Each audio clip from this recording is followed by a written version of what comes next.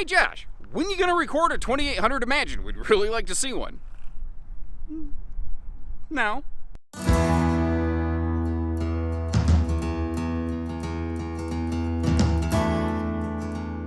By your popular demand, ladies and gentlemen, the 2800 BH Imagine took me a little longer than I wanted, but we got one here for you today.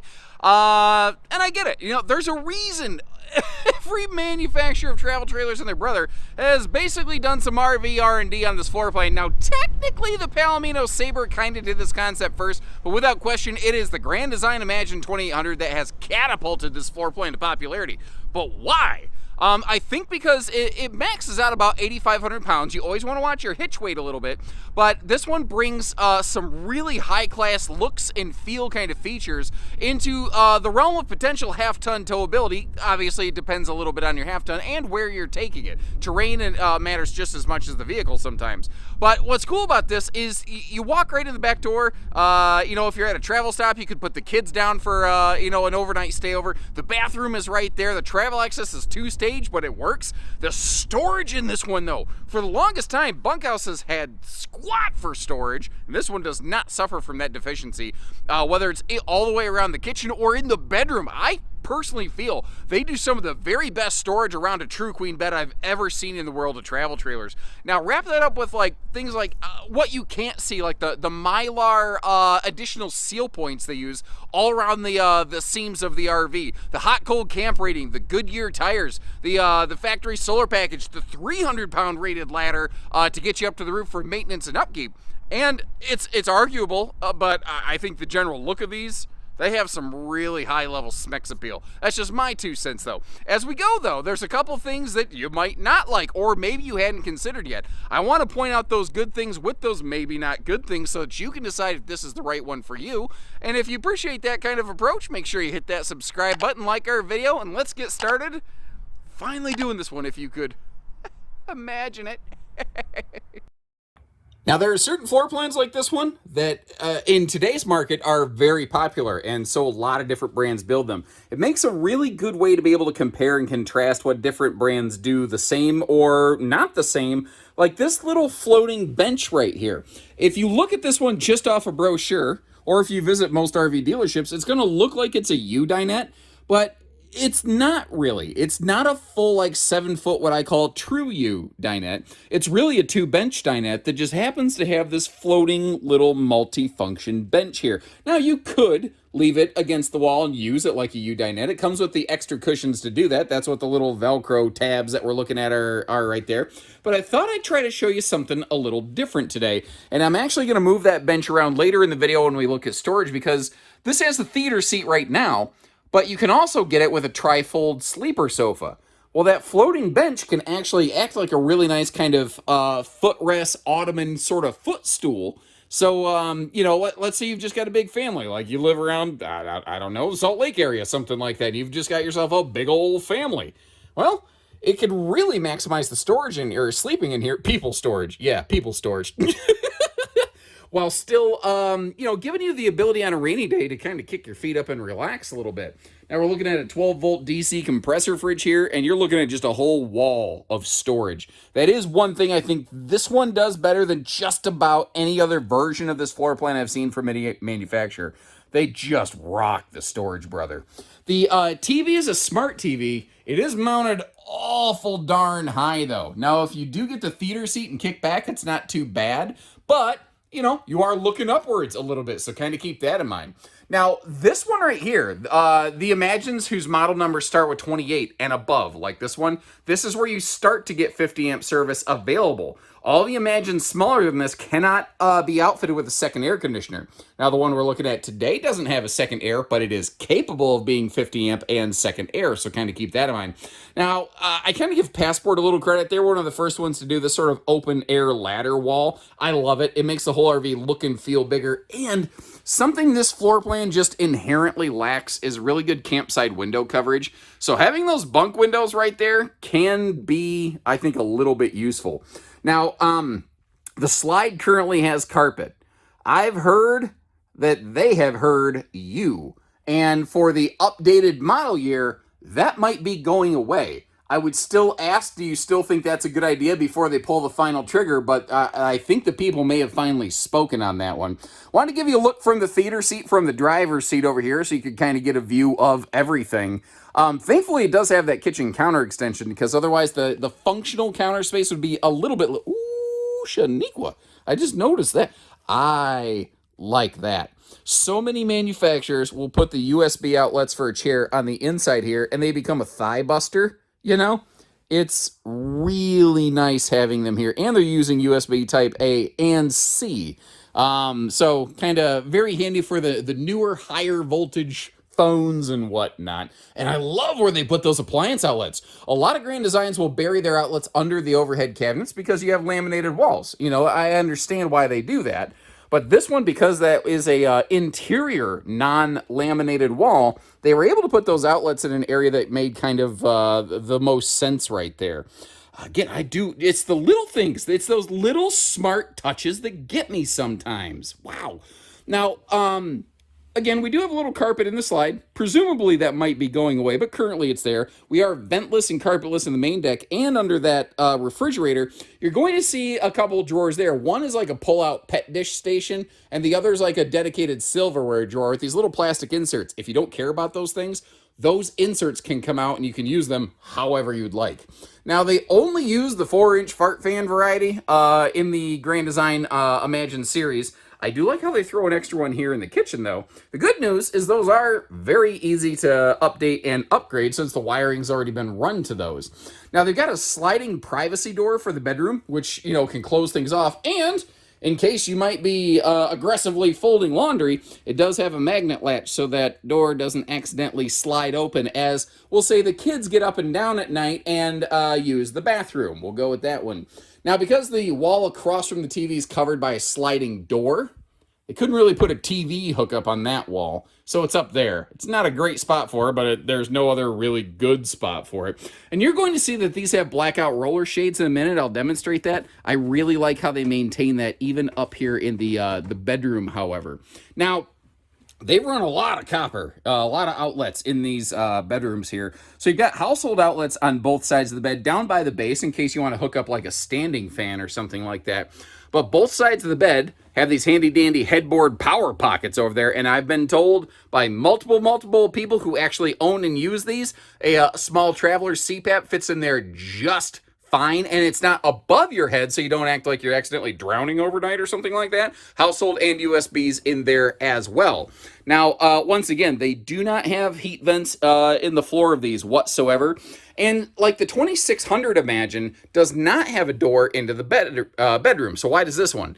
And for me, the answer is if you put the kids to bed at night in the bunks right by that main door, you don't want to take the chance of waking the kids up at night. So it gives you a door as an adult to come and go if the kids are down for the count. That's just my 2 cents on it anyway. Again, 50 amp, and you see that sticker up there. It is telling us that that is second air ready. So if you live in a really hot location, we can either get you one with a second air installed, or we could just install second air for you. That is very easy. Now let's look at all the storage in here, starting up in the bedroom, because as you see right about meow, man, they are just crushing the storage game. The overhead cabinets are actually enclosed, and they hold themselves open. Double dresser drawers, both sides of the bed. That is a 60 by 80 True Queen bed, by the way. So if you do want to flip-flop that around to something else, it's very easy to do, because, just being real with you, that is a backbreaker death wafer from the factory on that mattress, ladies and gentlemen. It is not the most comfortable experience you will ever have in your life, but it doesn't matter. You can put whatever bed in there you want, nice and easy. But the total storage in this kitchen is absolutely crazy. Because if you start looking at this, you may not necessarily see a thing that you look at. Like when we think pantry, we think a vertical set of cabinet shelves and a door. But under the TV is a huge amount of like pantry storage or clothing storage for the bunks or whatever you want it to be. And did you notice, like, under the oven and the counter, there was that extra wide pots and pans drawer with, I call them the light, bright, adjustable peg system, so you can actually keep your pots and pans in place from jiggle banging around while you're roller quaking down the road? It's just tiny little smart details like that I really like, really respect and appreciate out of these. But that's just me. Now, once again, remember that bench you saw can float around, do a little bit of whatever you want. And I wonder about this all the time, why more manufacturers don't utilize the actual bathroom door to hang towels. It's like every manufacturer acts like they have to have a big blank wall. No, you don't. Right there. That's a good place for a towel bar. That's my feeling, but that's just me. Oh, by the way, you also have a motion light entry door. Oops, sorry. Right up there on camera, getting a nice look at my gross Band-Aid. I should probably get that off camera. Ooh, busted my knuckle open working on a... It doesn't matter. It doesn't matter. Anyway, I was hanging some sheetrock around an engine I was rebuilding. Ooh, the light just kicked on. That was nice. Picked up my motion back here. It picked up my laugh. Notice they fully frame out their doors. This is not the peekaboo I smell you door. It does not have the big vent fan. Again, trying to be fair, trying to share the good with the not so good, or whatever you want to call it. But this bathroom overall is pretty awesome sauce. I'd throw a Hengs fan upgrade in there. Hengs Vortex 1 or 2 series. High exhaust velocity fan. You don't have to remove the factory sealants or anything like that like you would a true Max Air. That is, I'm not sponsored by anybody. I love those things. They're a quarter of the cost for 99% of the function.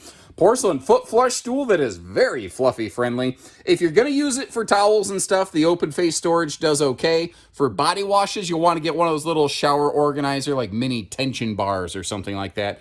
And that rectangular shower over there, because of the vaulted ceiling, and they put the shower head on the interior side of the vault, it is very nice, very solid and comfortable if you're a little over 6 foot tall like I am. Now, if you're super duper tall, it might be a bit of a problem. And by the way, both the upper and lower bunks have their own set of USB outlets and lights. Again, they've got a United States B Type C and A both in there. One of the only, I think, significant potential Achilles heels on this floor plan is the way the road mode access will cut off the bedroom. As you see right here, thankfully for snacktastic travel stops, the kitchen, the drawers, the refrigerator remain accessible. Another thing I forgot, when you have that floating bench, obviously you want to get the table out of the way, but one of the other things it can create for you is basically a nighttime pack and play.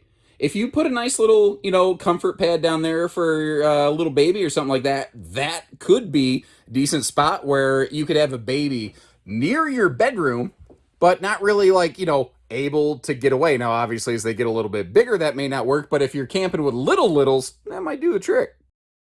And just to showcase, right from the entry door, you can get directly in and out of the bathroom. That is really handy for a lot of reasons, like not even just for the road mode travel function. Obviously, the door can swing open and closed. But if, the kids have been in the lake, you can send them straight into the shower. They don't got to muck around your whole RV. And keep in mind, just because you can't get into the bedroom from the living room door doesn't mean you can't get into the bedroom without opening the slide. You always have that second door here that can get you right up front, whether you want to pack it up or just use it, for an overnight stayover. And think about this. This front area right here can be an awesome area for loading totes or something like that. Maybe wrap the kids' bikes in some blankets so they don't dig up all your woodwork. There's some other ways that you could utilize a bedroom door like this that are handy. And once you get to your destination, if you're worried about people walking in on you, remember you do have that little deadbolt right there. So it's really your choice as to how accessible your bedroom becomes. And man, it's subjective, but these really do have that kind of curb appeal feel to me. So the 2800 right here, it's one of those models that its half-ton towability will really depend on where you're taking it and the specific capacities of your half-ton in question. You may want more of a 3/4. Like we're up here in the mountains right now, and there's some gas engines that just don't get enough oxygen, and you lose a ton of horsepower when you're at elevation. Well, that might not be a good fit for you. But if you're around Flatland, Michiana, where I'm from, you got a heavy tow package half-ton. Again, always watch your hitch weight. The hitch weight of this one versus the payload rating is probably going to be where most half-tons fail out first, because it has this mini drop frame. What's funny is when they first built these, their hitch weight was abnormally light. And what was happening is it was causing the front end of the trailer to kind of have a little bit of a porpoise effect. It was sort of bobbing up and down a little bit going down the road, and it felt a little spooky behind you. So they added that mini drop frame up front, And what they did is they expanded the storage space and enhanced the towability factors. Now, again, you really want to be careful. You go absolutely bonkers loading the front of this thing with cargo, you could overload the hitch weight of your vehicle real darn awful fast. These have that 1 + 3 year warranty where it's a 1 year warranty with 3 year structural. Over here on the campsite of the RV, you do have TV hookups next to that furnace. I do like how the furnace is mounted on the exterior of the RV, though. God forbid you need some kind of service work. You don't have to tear apart half your cabinetry to get to it. And it's basically just hidden under a chunk of the kitchen countertop that you otherwise wouldn't easily be able to get to. Goodyear Endurance radial, so you got some good sneakers on this kid right here, and they don't include tire pressure monitoring, but it is prepped for such, so kind of keep that in mind there. Camp kitchen hidden under the bunks is not an option, so if you don't like this, it's easily removed, but consider this. That big giant griddle that we're looking at, well, it's basically just a drawer. That could just slide right out, and then you have a pair of like sort of shelf pockets and a little outdoor mini fridge. A fridge outside I feel is really handy, but again, the fridge could also be removed. So there's no option to get it without it, but it's very easy to remove. And of course, you see that little white flag dangling down below there. That's where your gas grill cooker hooker is located. I do like how they also put the camp kitchen under the awning up there. That's just a nice little thing. The water heater is located right next to the bathroom, and it's tankless. So it's going to get hot water in a hurry. And if you like to take long showers, or if you're trying to get the whole family showered right before you head out tomorrow morning, you can take back-to-back showers and nobody has to deal with a cold one. Now, don't get me wrong, I like cold ones, but I usually like them to have the frosty blue mountains on the can and not a shower. That's just my 2 cents. Now, this is something so many manufacturers drop the ball on, and it's just that extra attention to detail that I really like and respect here. This is a single sewer outlet camper. Even though the kitchen's in front of those tires, they did manage to find a way to cross-plumb everything together so that it all outlets at one single location. That right there might be a make or break factor for you on this one versus another one. I am a little bit surprised, though, to not see slide side windows on that Super Slide. I really never even noticed it until I backed up just now. That just, I don't know. That kind of surprises me because they've done a good job on so many other things. Anyway, never mind all that. Let's take a look up here on the roof. First of all, again, the facility out here in Montana, this Kalispell location, it's just absolutely beautiful. They are currently running a 165 watt solar package on the roof. I feel that that's like, okay, it's there. It's better than 0 watts. I'm going to give them credit for that. But I would kind of like to see, I don't know, I feel like at least 200 watts wouldn't kill them on something like that, but that's just my 2 cents. What do you feel? Like, what do you think should be the base level solar package for a manufacturer like this, understanding that not everybody needs to run the air conditioner and boondock constantly? Like, what's a good base package versus maybe a more off-grid focused kind of package? What would sort of make sense for you there? Now, we kind of saw in here earlier, but just to kind of show you around a little bit, the enclosed docking center, they were one of the first travel trailers in this class to really commonly standardize that. I think they do a good job of that. If I'm going to be ultra nitpicky, though, I would like some kind of partition here just so that I don't have to worry, like if water sprays a little bit, it all kind of stays enclosed. It's sort of like that plastic enclosed, but you know, little things like that start adding up to dollars and cents quickly. And by the way, you have motion lighting on both sides of this pass-through, so it doesn't matter which side you're getting in, you can see what you're doing, and that is awful darn handy. Now check the link in the description if you want to see where we have one of these parked. We can publish MSRP on our website.